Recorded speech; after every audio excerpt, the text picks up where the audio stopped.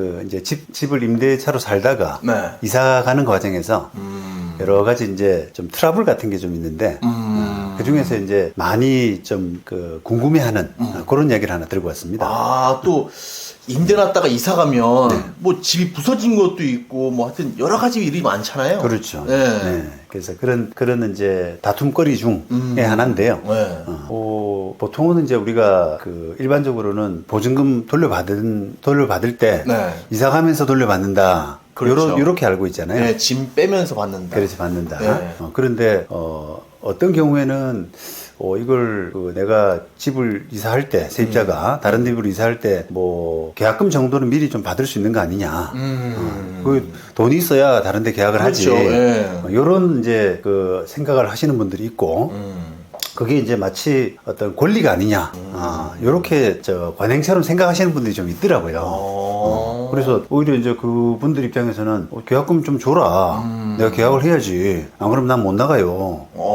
이렇게 너무 당당하게 말씀하시는 분들이 계세요. 그래서 그거를 한번 그 이야기를 이제 가져왔는데 이게 한번 생각해 보십시다. 네. 예를 들어서 이제 보증금 3억이라고 치면 이제 만기가 이제 얼마 안 남아서 이사를 가야 될 때 뭐 한 3천만 원 정도는 줘라. 나도 이제 그런 집으로 이사를 가야 되니까 계약금 걸어야 된다. 이런 내용이죠. 그런데 이게 결론적으로는 뭐 우리가 법적으로 판단할 때 뭐 다른 이제 특약 같은 게 없다면 법적으로는 세입자한테 이런 권리가 없죠. 그렇죠. 그렇죠. 네. 그게 어떻게 보면 너무 좀 법을 아는 사람 입장에서는 너무 단순한 이야기 아니겠습니까?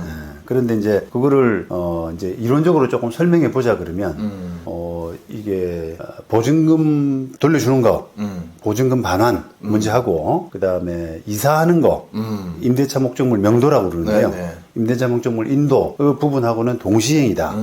그죠? 그렇죠. 법률적으로 동시행이기 때문에 보증금 일부를 미리 내달라. 명도하기 전에 미리 내달라라고 하는 것은 특약이 없으면은 안 됩니다. 그죠? 그렇죠. 당연한 거죠. 그렇죠. 당연한 거죠. 네.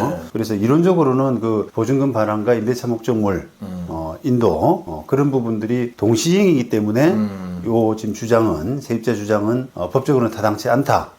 이렇게 이제 그 생각을 해야 되는데 자 그렇다 그러면 그럼에도 불구하고 이게 질문들이 참 많습니다. 그렇죠. 이게 돈이 없으면 또 이걸 좀 부탁할 수도 있잖아요. 세입자가. 그렇죠. 이제 부탁의 수준을 넘어서 당연한 권리인 것처럼. 이 정도는 해줘야 되지 않냐. 더구나 이제 그런 거 있죠. 뭐, 이 세입자가 이제 이사 만기를 앞두고, 그 집에 다른 세입자가 들어오기로 계약이 됐단 말이죠. 그러겠죠. 그러면 이제 그 계약금을 받았잖아요. 그러니까 이제 그 돈은 당연히 줘야 되는 거 아니냐. 이런 식으로. 또 그거 어떻게 말이 되네요. 그렇죠, 그렇죠. 그러니까 이 집에 들어올 세입자가 정해주고 돈을 받았으면, 선처 받았으면, 나도 이제 그 돈 받아서 다른데 계약하는 것이 나의 권리가 아니냐 이렇게 생각하시는 분이 있단 말이에요. 말이 그죠? 되네요. 그죠. 근데 이제 어쨌든 결론적으로는 그게 동시행 문제이기 때문에 명도와 동시행 문제이기 때문에 그런 것은 이제 안 줘도 된다. 안 줘도 된다. 이제 그게 결론이긴 한데 제가 워낙 이런 이제 질문들이 많아서 야, 왜 이렇게 오해를 하고 있을까? 법적으로는 어떻게 보면 너무 당연한 일인데 그래서 그걸 한번 생각을 해보게 됐는데 이런 것 같아요. 이게 우리가 그 보증금 돌려주는 문제와 관련해서 세입자도 임대인한테 협조를 많이 하잖아요. 그렇죠. 그죠? 대표적인 게 이제 다른 세입자 들어와서 그 보증금으로 내가 돈 받아 나간다. 라는 부분을 조금은 양해하고 만기가 딱 되더라도 소송을 안 거는 거예요. 그렇죠. 좀 기다려주고.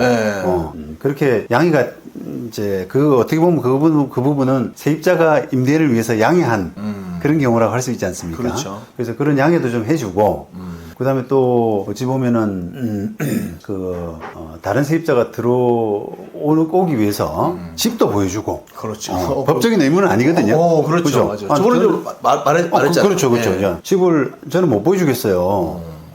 내 점유권이 내한테 있는데. 그러니까. 내가 보여줄 의무가 없습니다. 라고 할 수도 있는데. 어쨌든 다른 세입자가 들어오는 부분에 대해서 선뜻 집도 좀 보여주고. 이런 협조를 좀 해왔단 말이에요. 그러니까 그 임대인도 어떻게 보면 조금은 고맙다 이 말이죠.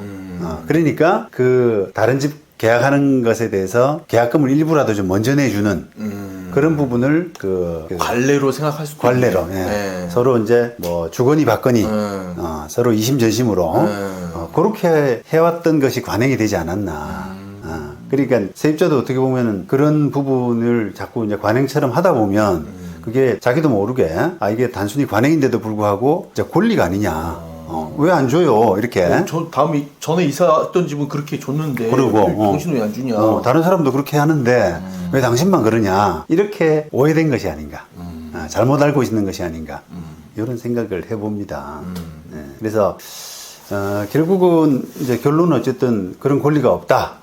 그런 부분에서 만약에 정말 세입자가 내가 이사 가기 전에 뭔가 돈이라도 좀 계약할 돈이라도 좀 받으려고 한다면 계약서에 쓰셔야 돼요. 처음에 네, 계약할 때 쓰셔야 돼요. 예를 들어서 임대차 종료 3개월 전에 3개월 전에 보증금의 10%에 해당되는 금액의 반환을 세입자가 요구할 수 있고 나머지 90%의 반환은 명도와 동시에 진행한다. 이 정도로 써놓으면 명백하잖아요. 그러면 이제 3개월 전에는 좀 돌려줘야 된다. 미리. 그런 부분이 약속이 되거든요. 그러네요. 네. 그게 없으면 안 된다 이 말입니다. 그렇죠. 네. 특약이 없으면 네. 무조건 안 된다. 그렇죠. 근데 이제 이런 약속은 어떻게 보면 법적으로는 임대인이 좀 양보한 경우잖아요. 그러면 이제 임대인도 거기에 대응해서 또 그럼 나도 좀 한번 세입자를 구하기 위해서는 뭐 집을 보여줘야 된다. 그렇죠, 뭐 그렇죠. 이런 거. 맞습니다. 그거는 이제 어떻게 보면 안 썼을 때 나중에 임대인이 요구할 수 없는 그런 부분을 미리 계약서에 좀 써놓을 필요도 있는 거죠. 그게 지금 말씀하신 것처럼 다른 사람한테 이게 집 보여주는 거 이런 것들을 좀 적극 협조한다든지 또는 뭐 다른 세입자 보증금으로 보증금 반환을 해야 될 수도 있으니까 한 만기 2개월까지는 보증금 반환이 늦어질 수 있다, 유예될 수 있다. 이런 것들을 좀 써놓게 되면 소송을 바로 못하는 거죠. 네, 서로 그렇죠. 한 발자국씩 양보한 거네. 그렇죠, 그렇죠. 네. 네. 그러니까 이제 그런 부분을 계약으로서도 담아 놓으면 서로 어떻게 보면 윈윈할 수 있는 이게 이제 계약이 좀 합리화되는 그런 약간 그 수준 높은 그런 계약이 될 수 있다. 저는 그렇게 좀 생각을 합니다. 네. 자, 그래서 이게 제가 늘 이제 일상생활에서 상담을 해보면서 느낀 건데 이렇게 계약 관계 많은 부분은 어떻게 보면은 이제 어떻게 계약하는지 그게 따라서 많이 권리 관계가 많이 좌우되거든요. 그렇죠. 뭐 다른 뭐 외국 사례를 보면 계약서가 몇 장이 되는데 네. 우리나라는 진짜 한 장이잖아요. 그렇죠. 특약 부분 좀 써 있고. 그렇습니다. 네. 그만큼 너무 이제 계약을 경시하는, 계약을 경시하는. 만약에 이제 계약을 제대로 못 해놓고 법이 그냥 나를 알아서 보여줄 것이 아니냐 이렇게 생각하는 것은 전 정말 잘못된 생각이에요. 맞습니다. 네. 그래서 그런 그 부분이 좀 필요하다 이렇게 생각을 하고요. 그리고 이제 공인중개사가 끼인 계약, 공인중개사가 개입해서 이제 계약한 거 있잖아요. 네. 그것도 역시 마찬가지로 이게 공인중개사가 알아서 잘 해주겠지. 나를 위해서 그렇죠. 돈 받았으니까. 근데 그것도 약간은 좀 잘못된 생각이다. 그렇죠. 자기가 짚어야지. 짚어야 됩니다. 네. 제가 옛날 때는 약간 믿고 서로 그냥 그런 게 신뢰가 좀 있었는데 네. 요새는 좀 더 사라진 것 같아요. 네. 좀 더 꼼꼼하게. 예, 그런 이제 환경이 계약을 어떻게 보면 좀 약간은 발전시킬 수 있는, 내가 요거는, 양해가 안 될 수 있으니까 사람에 따라서 요거는 꼭 계약서에 집어넣어야겠다. 요렇게 이제 마음먹고 계약서를 좀 신경 쓰게 되는 이런 계기가 된 거죠. 네. 지금 사회가 이제 그렇게 변하고 있습니다. 네. 예. 그래서 공인중개사 말씀 한번 더 들어보면 이게 이제 우스운 이야기가 우리가 계약 내용이 자꾸 복잡해지잖아요. 네. 뭐 이 사람은 이거 해달라. 저 사람은 또 그러면 나도 요거 해달라. 이렇게 그럼 자꾸. 나도 이 문구 넣을래. 그렇죠. 네, 요거 고쳐달라. 이렇게 해서 계약 내용이 계속 복잡해지면 계약 파토 난다라고 하는 그런 속설이 있습니다, 이게. 그렇죠. 네, 그래서 공인중개사들은 되도록이면 계약 내용을 조금 단순화시키는 서로 주장을 좀 못하게 하는. 그렇죠. 또 계약하기 전까지는 서로 못 만나게 하잖아요. 연락처를 안 주고. 그렇죠. 네, 그렇죠. 저한테 말씀하세요. 전달해 드릴게요. 예. 전달해가지고. 예. 그리고 계약서 쓰는 그 직전까지도 조금 이게 분리해 놓고 서로 요구사항이 좀 바로 전달이 안 되도록 그렇게 하는 경향이 있으니까 공인중개사가 나를 위해서 계약 내용을 잘 적어줄 것이다. 모든 걸 다 담아줄 것이다. 라고 하는 그 생각은 오히려 차가워질 수 있습니다. 그리고 요새 또 서울은 전세금이 높잖아요. 막 10억 막 그런 전세금도 많더라고요.